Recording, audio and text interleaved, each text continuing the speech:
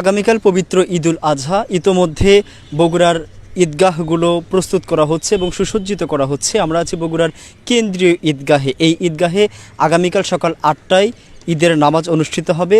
ইতোমধ্যে প্রশাসনিক কর্মকর্তারা এসেছেন এবং তারা এটি পরিদর্শন করছেন। এবং আপনাদেরকে জানাই যে আইনশৃঙ্খলাভাবেও বাহিনী কিন্তু প্রস্তুত করা হয়েছে এবং প্রত্যাবর্তন করেছেন, কোথাও কোনো যানজট পরিলক্ষিত হয়নি। তো আমরা মনে করছি যে একটি চমৎকার সম্মানের মাধ্যমে সকল ক্ষেত্রেই আমরা দেখছি একটি প্রত্যাশা, একটি স্বস্তির ছাপ, এবং এর মধ্যেই এবারের ঈদ আনন্দ নিশ্চয়ই উদ্ভাসিত হবে।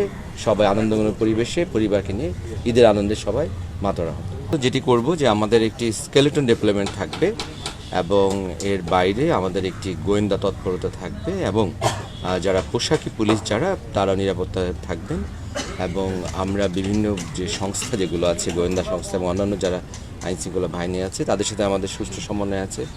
সবাই সমন্বয়ের মাধ্যমে আমরা পর্যাপ্ত যে নিরাপত্তা সেটি অবশ্যই আমরা নিশ্চিত করব। এবং আজ কিন্তু একেবারে শেষ প্রস্তুতি হচ্ছে। যারা অনেকেই কুরবানি কিনছেন, আবার যারা নারীরা রয়েছেন বাড়িতে যারা আছেন, তারা হয়তো আগামীকাল ঈদের কুরবানির পশু জবাহের পর যেসব রান্নাবান্না সংশ্লিষ্ট কাজ সেগুলোর জন্যও প্রস্তুতি নিচ্ছেন। এবং এদিকে প্রশাসনিকভাবেও ঈদের দিন মানুষের নিরাপত্তা নিশ্চিত করার জন্য সকল প্রকার প্রস্তুতি কিন্তু প্রশাসন নিয়েছে। দর্শক, আগামীকাল পবিত্র ঈদ, এই ঈদ সবার ভালো কাটুক, সবাই ভালো থাকুন, সুস্থ থাকুন। সকলকে অগ্রিম ঈদের শুভেচ্ছা, ঈদ মোবারক।